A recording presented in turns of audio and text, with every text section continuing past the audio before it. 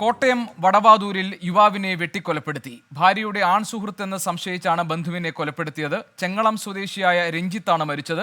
വണ്ടിപ്പെരിയാർ സ്വദേശിയായ പ്രതി അജീഷിനായി പോലീസ് അന്വേഷണം തുടങ്ങി.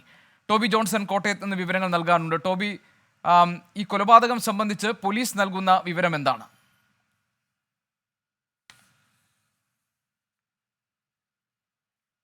മണ്ണർക്കാട് പോലീസാണ് ഗോപി ഈ ഒരു കേസ് അന്വേഷിക്കുന്നത്. എന്തായാലും ഇന്നലെ വൈകുന്നേരം 7:30 കൂടിയാണ് ഈ സംഭവം നടന്നത് എന്നാണ് പോലീസ് പറയുന്നത്. അതിനുള്ളൊരു കാരണമായി അവർ ഇപ്പോൾ പ്രാഥമികമായി പോലീസ് കണ്ടെത്തിയിരിക്കുന്നത് ചില സംശയം ഈ പ്രതിയായിട്ടുള്ള അജീഷിനുണ്ടായിരുന്നു ഭാര്യയെക്കുറിച്ച്. ആ ഒരു കാമുകനാണോ എന്ന് സംശയിച്ചുള്ള ചില തർക്കങ്ങളൊക്കെ ഇവരുമായി ബന്ധപ്പെട്ട് നടന്നിരുന്നു.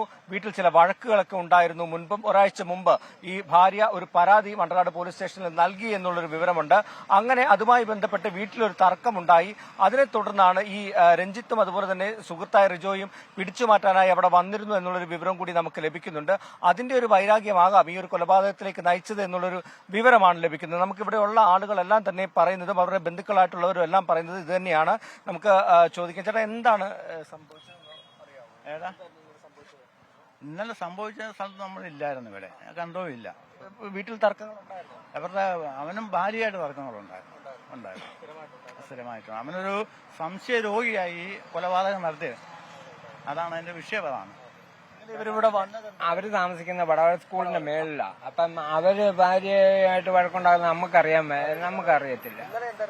ഇന്നലെ ഇവിടുന്ന് ബസ് ആ കുത്തു കൊണ്ടുപോകുന്നവന്മാര് ഇവിടുന്ന് ബസ് ഇറങ്ങി ഇവിടം വരെ വന്ന താമസമേ ഉള്ളൂ. അപ്പൊ അവൻ നേരത്തെ പ്ലാൻ ചെയ്ത് വണ്ടിക്ക് ഫോളോ ചെയ്ത് വന്ന് ഇവിടെ കണ്ട് ബൈക്ക് മാറ്റി വെച്ചിട്ടാണ് ഒരു 10 മിനിറ്റ് മുമ്പ് ഞാൻ ഇവിടുന്ന് ഇതുകൊണ്ടൊക്കെ ഇന്ന് ഒരു കൂട്ടുകാരനോട് വർത്താനം പറഞ്ഞിട്ട് പോകുമ്പോ ഇവിടെ ഒരു ബൈക്കും ഇരിപ്പില്ല, ഒന്നുമില്ല.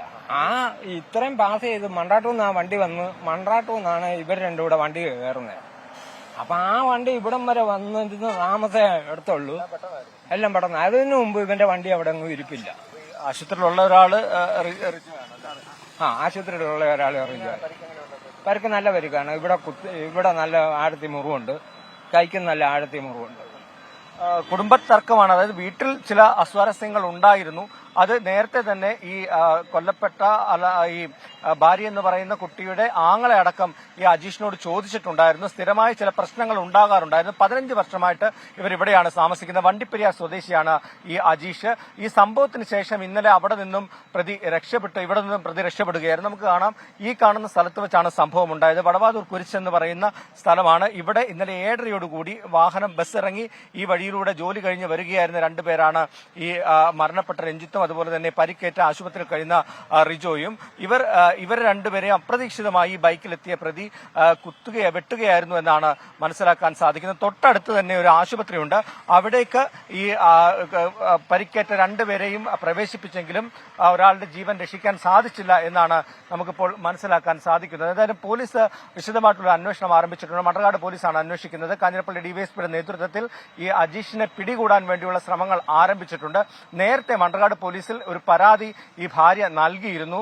അതിന് ശേഷമാണ് ഈ ഒരു സംഭവം, ഒരു 1.5 ആഴ്ച കഴിയുമ്പോഴാണ് ഈ ഒരു സംഭവം ഉണ്ടായത്. അന്നുണ്ടായ തർക്കം പറഞ്ഞു തീർക്കാൻ വേണ്ടി ഈ രഞ്ജിത്തും അതുപോലെ തന്നെ റിജോയും ഒക്കെ വന്നിരുന്നു എന്നുള്ളൊരു വിവരം കൂടി നമുക്ക് ലഭിക്കുന്നുണ്ട്. അതേ തുടർന്നുണ്ടായ ചില പ്രശ്നങ്ങളാണ് ഈ കൊലപാതകത്തിലേക്ക് നയിച്ചത് എന്നുള്ള വിവരമാണ് നമുക്കിപ്പോൾ ലഭിക്കുന്നത്. ഗോപി, ശരി, ഈ കൊലപാതകം സംബന്ധിച്ച് കൂടുതൽ വിവരങ്ങൾ പുറത്തുവരാനിരിക്കുന്നതേ ഉള്ളൂ. ഏതായാലും ഇതിന് പിന്നിൽ ചില കുടുംബ വഴക്ക് കാരണമായിട്ടുണ്ട് എന്നാണ് ടോബി ജോൺസന്റെ കോട്ടയത്ത് നിന്നുള്ള റിപ്പോർട്ടിൽ നിന്ന് മനസ്സിലാക്കാൻ കഴിയുന്നത്. വിധി ദിനത്തിൽ 24 മാജിക് ജൂൺ 4 ചൊവ്വാഴ്ച രാവിലെ 5 മണി മുതൽ 24-ൽ.